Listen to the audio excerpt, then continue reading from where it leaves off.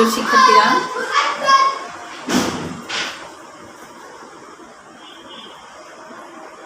তোমরা কেমন আছো? আল্লাহর রহমতে তোমরা ভালো আছো। আমি ইনশাআল্লাহ আল্লাহর অশেষ রহমতে ভালো আছি। সুপ্রিয় শিক্ষার্থীরা, আজ আমি নবম শ্রেণীর শিক্ষার্থীদের সাথে বাংলা দ্বিতীয় পত্রের ক্লাস নেব। সুপ্রিয় শিক্ষার্থীরা, মন্তব্যজীবী সরকারি পাইলট উচ্চ বিদ্যালয়ের অনলাইন ক্লাসের পক্ষ থেকে আমি নাসরিন আক্তার তোমাদেরকে স্বাগত জানাচ্ছি। সুপ্রিয় শিক্ষার্থীরা, বাংলা দ্বিতীয় পত্রের ক্লাস এখনই নেওয়া হবে। তোমরা আশা করি ক্লাসটিতে মনোযোগ দিবে, সুন্দরভাবে ক্লাসটি করার চেষ্টা করবে।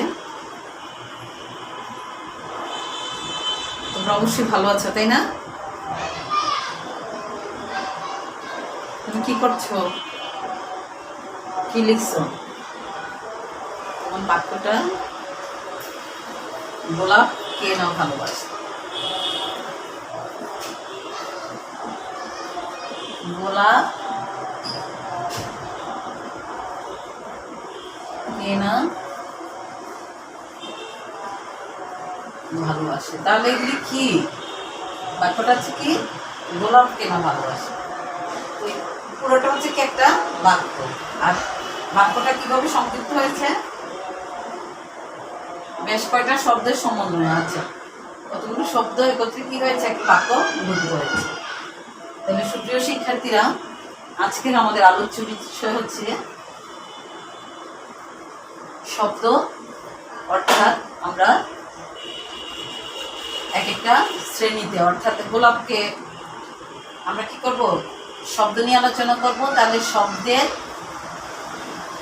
শ্রেণী বিভাগ নিয়ে আলোচনা করবো আমরা, শব্দের শ্রেণী।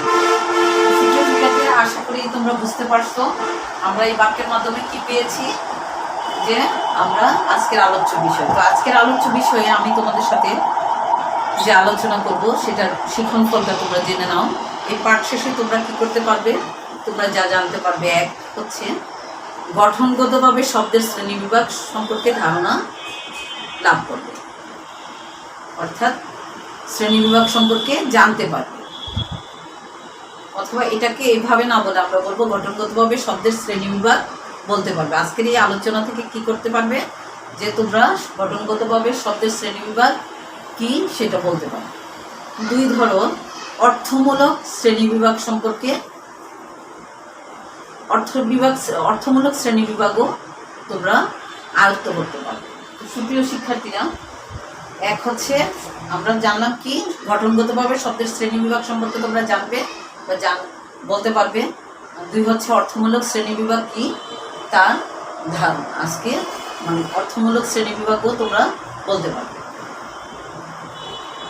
তো সুপ্রিয় শিক্ষার্থীরা, আসো আমরা আলোচনায় যাই। আজকে দুইটা বিষয় আমরা কি নিলাম, শিখন ফলে নিলাম। দুটো বিষয়, একটা হচ্ছে অর্থগত আর একটা হচ্ছে কি গঠনগত। তাহলে আমরা প্রথমে আসো গঠনমূলক শ্রেণীবিভাগের দিকে আসাই। গঠনমূলক শ্রেণীবিভাগ হচ্ছে কি আমরা জানবো যে গঠনগত দিক থেকে শব্দকে দুই ভাগে ভাগ করা হয়েছে।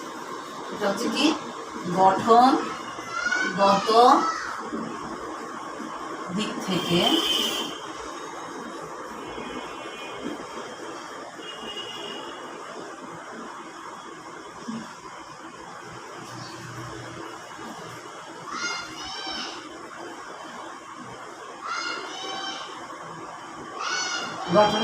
থেকে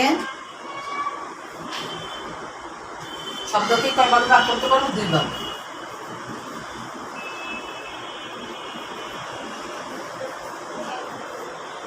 এই যে শব্দের ভাগ, এটাকে শব্দের শ্রেণীবিভাগটা আমরা দুইটা, একটা হচ্ছে গঠনগত শ্রেণীবিভাগ, এক হচ্ছে কি গঠনগত শ্রেণীবিভাগের এক হচ্ছে মৌলিক শব্দ।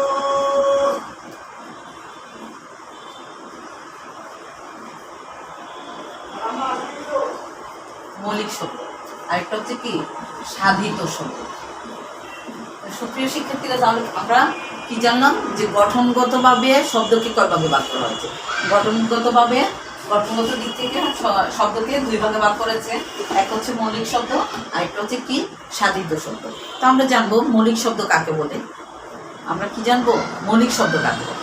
মৌলিক শব্দ হচ্ছে যে শব্দকে বিশ্লেষণ করা যায় না বা ভেঙে আলাদা করা যায় না। মৌলিক শব্দটা কি?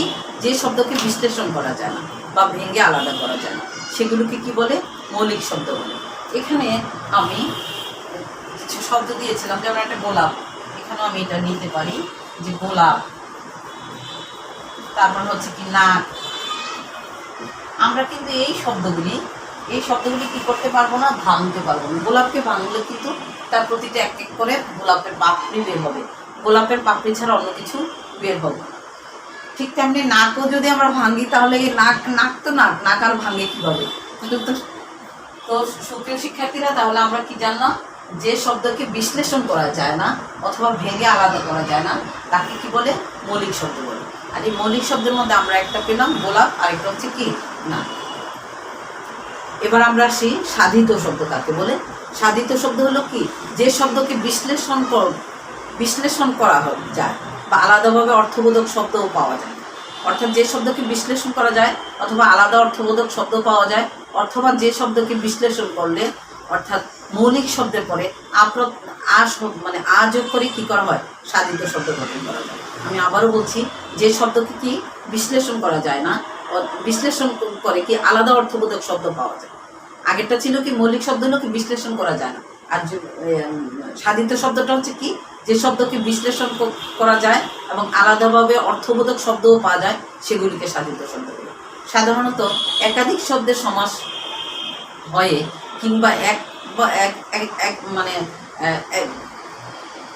একাধিক শব্দের সমাস হয়ে প্রত্যয় বা উপসর্গ যোগ হয়ে সাধিত শব্দ গঠিত হয়। কি হয়? সাধারণত একাধিক শব্দের সমাস হয়ে কিংবা প্রত্যয় বা উপসর্গ যোগ হয়ে কি হয়? সাধিত শব্দ গঠিত হতে পারে। যেমন উদাহরণস্বরূপ আমরা বলতে পারি চাঁদের মতো মুখ। এটা হলো কি? সাধিত শব্দ। গঠনগত দিক থেকে এটা ছিল সাধিত শব্দ। এই সাধিত শব্দটাকে কি করা যায়? বিশ্লেষণ করা যায়। এটা ছিল বিশ্লেষণ করা যায় না, আর সাধিত শব্দটা কি? বিশ্লেষণ করা যায়। সাধিত শব্দটাকে ভাঙা যায়, বিশ্লেষণ করা যায়। তো সাধারণত কি একাধিক শব্দের সমাস হয় কিংবা প্রত্যয় বা উপসর্গ থেকেও সাধিত শব্দ গঠন করা যায়। যেমন উদাহরণস্বরূপ আমরা চাঁদ মুখ,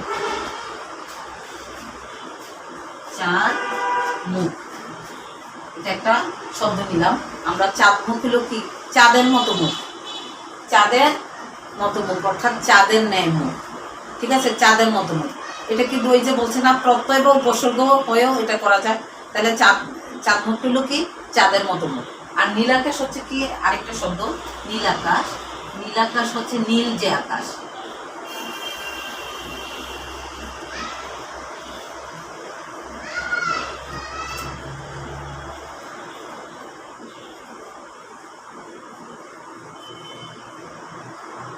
নীলাকাশ হচ্ছে নীল যে আকাশ। ঠিক আছে, তাহলে আমরা কি জানলাম? যে গঠনগত দিক থেকে শব্দকে দুই ভাগে ভাগ করা যায়। একটা হচ্ছে কি? মৌলিক শব্দ, আরেকটা হচ্ছে সাধিত শব্দ।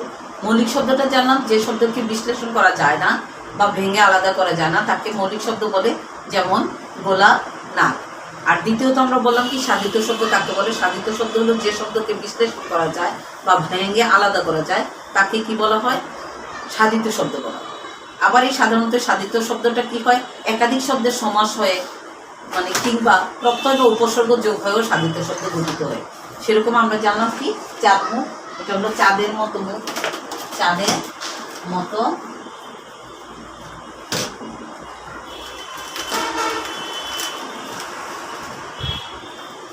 হলো কি? চাঁদের মতো মুখ। আর আরেকটা জানলাম কি? নীল আকাশ। নীল আকাশ হচ্ছে নীল যে আকাশ। আরও আমরা এক্সাম্পল দিতে পারি, ডুবুরি। ডুবুরি হচ্ছে যেমন ডুব যোগ বুড়ি, এটা হলো কি? প্রত্যয়। আবার চলন্ত, চল যোগন্ত, চলন্ত, তাহলে এটা হলো প্রত্যয়। আর প্রথম দুটো হচ্ছে কি? সমাস। এই দুটো হচ্ছে কি? চাঁদ মুখ আর নীল আকাশ হচ্ছে সমাসের নিয়ম, আর ডুবুরি, ডুব যোগ বুড়ি এটা একটা প্রত্যয়, চলন্ত একটা প্রত্যয়। তাহলে আমরা কি জেনেছিলাম? যে এটা শুধু সাধিত শব্দকে শুধু ভেঙে আলাদাই করা যায় না, এটা কি করা হয়? সমাস বা প্রত্যয় বা উপসর্গ যোগ হয়েও এটা করা যায়।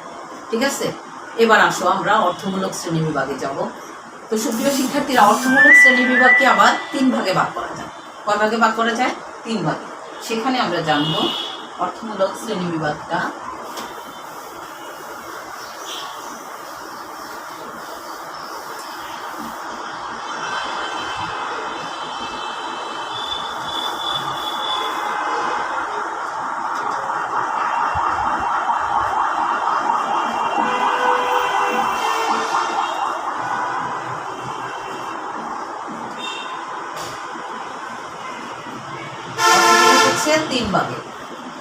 হচ্ছে কি, অর্থমূলক কয় ভাগে? 3 ভাগে। একটা প্রথমে হচ্ছে যৌগিক শব্দ, যৌগিক শব্দ, রূঢ় শব্দ, রূঢ় বা রাগী, এটাকে রূঢ় বা রাগীও বলা হয়। আর এটা হচ্ছে যোগরূঢ়।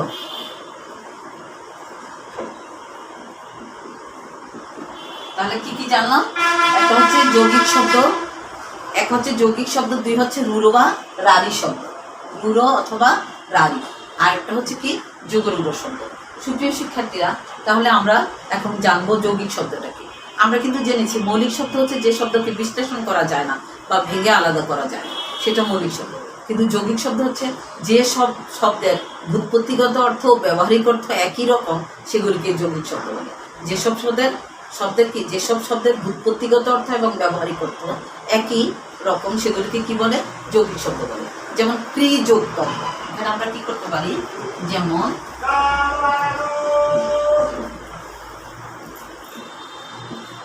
ক্রি যোগ তম্ব, কর্তব্য, এটা হচ্ছে কি যৌগিক শব্দ, যার অর্থ হচ্ছে কি, যার অর্থ ক্রি যোগ তম্ব কর্তব্য, যা করা উচিত। এটা কি যা করা কর্তব্য, আমরা যা করা উচিত আমরা তাই করি, সেটাই হচ্ছে কর্তব্য। আরেকটা হচ্ছে বাবু আনা, বাবু আনাটা ধরো বাবু যোগ আনা, অর্থাৎ বাবুর মতো ভাব। আরেকটা হচ্ছে কি মধুর, যেমন মধুর, মধুর হলো মধু যোগ র, মধুর অর্থ হলো মধুর মতো মিষ্টি, এরকম। এবার আসো রূঢ়ি শব্দ, আমরা তারপরে আসবো কি রূঢ়ি শব্দ।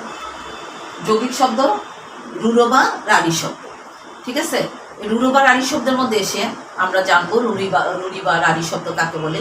যে শব্দ প্রত্যয় বা উপসর্গ যুক্ত, যে শব্দ কি প্রত্যয় বা উপসর্গ যুক্ত মূল শব্দের অর্থের অনুগামী না হয়ে, আমি আবার বলছি, যে শব্দ প্রত্যয় বা উপসর্গ যুক্ত মূল শব্দের অর্থের অনুগামী না হয়ে অন্য কোনো বিশিষ্ট অর্থ জ্ঞাপন করে। সে কি করে? মূল শব্দের অর্থের অনুগামী না হয়েও কি করে? অন্য কোনো শব্দের বিশিষ্ট অর্থ জ্ঞাপন করে, তাকে রূঢ়ি শব্দ বলে। যেমন হচ্ছে কি হস্তি, হস্তি অর্থ কি হাতি, অর্থাৎ হস্ত আছে যা, হস্তিটা কি হাতি, হস্ত আছে যা। যেমন হস্তি, হস্ত যোগ ইন, আমরা হস্তি হলো কি হস্ত আছে যা, এটা হলো হস্তি।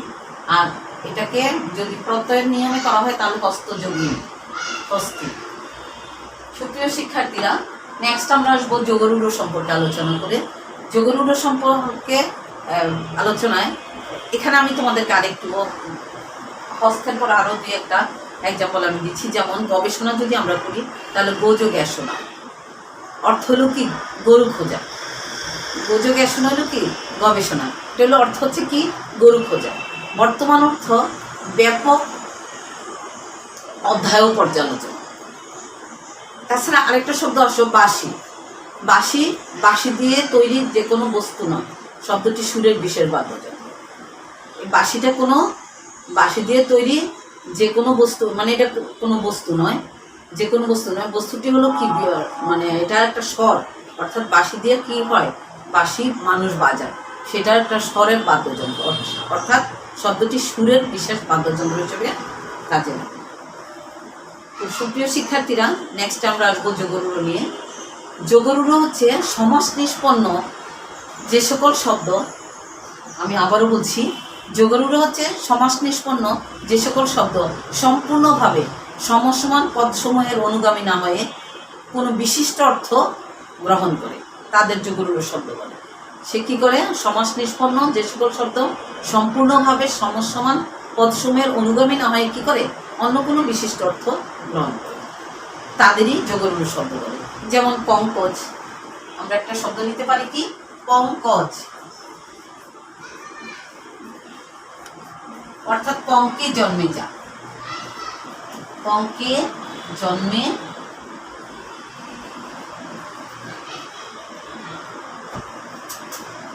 পঙ্কজ হচ্ছে কি পঙ্কে জন্মে যা। আবার হচ্ছে কিন্তু পঙ্কজ শব্দটি একমাত্র পদ্মফুল অর্থেই ব্যবহৃত হয়। এটা যদিও পঙ্কে জন্মে যায়, পঙ্কজটা আসলে কি পদ্মফুল অর্থে শুধুমাত্র ব্যবহৃত হয়। যেমন শৈবাল, শালুক, পদ্মফুল প্রভৃতি নানাবিধ উদ্ভিদ পঙ্কে জন্মে। ঠিক আছে, শৈবাল কোথায় জন্মে? পানিতে। পদ্মফুল কোথায় জন্মে? পানিতে। আর শালুক কোথায় জন্মে? পানিতে, অর্থাৎ পঙ্কে জন্মে। এরপরে আসো জলধি, আর একটা এক্সাম্পল দিতে পারি আমরা। জলধি, জল ধারণ করেছে, এমন অর্থ কি পরিত্যাগ করে একমাত্র কি সমুদ্র অর্থেই ব্যবহৃত। মানে জলধি জল ধারণ করে, যে জল ধারণ কিন্তু সমুদ্রই বেশি করে, এমন অর্থ পরিত্যাগ করে একমাত্র সমুদ্র অর্থে এই অর্থটি ব্যবহৃত হতে পারে। তো সুপ্রিয় শিক্ষার্থীরা, আশা করি অর্থমূলক শ্রেণী বিভাগ এবং গঠনমূলক শ্রেণী বিভাগ, গঠনগত দিক থেকে শব্দকে দুই ভাগে ভাগ করে আমরা মৌলিক শব্দ, সাধিত শব্দ একটু পুনরালোচনায় গেলাম। যে গঠনগত শব্দের শ্রেণী বিভাগে আমরা পেলাম কি গঠনগত দিক থেকে শব্দকে দুই ভাগে ভাগ করা যায়, একটা হচ্ছে কি মৌলিক শব্দ, আরেকটা হচ্ছে সাধিত শব্দ।